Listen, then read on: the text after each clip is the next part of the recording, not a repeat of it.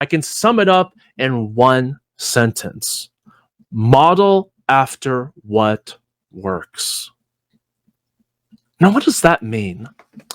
You want to model after what works. So if you see successful sales funnels, study those sales funnels and how they're put together. Study the copy, study the messaging, and study how the whole process works from beginning to end. And this also goes with doing your market research as well for your target audience in affiliate marketing.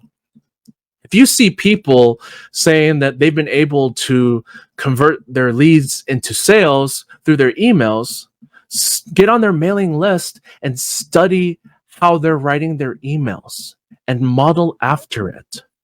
Or if you see people on social media that say that they've been able to get leads and close some sales, look at the kinds of content that they're putting out there.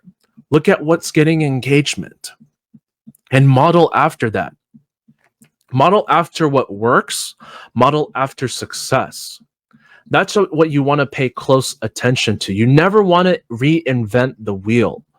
If it's already working, why bother changing it? You want to focus on doing what works and modeling after success. But you got to keep in mind that whoever you're modeling after, make sure they know what they're doing.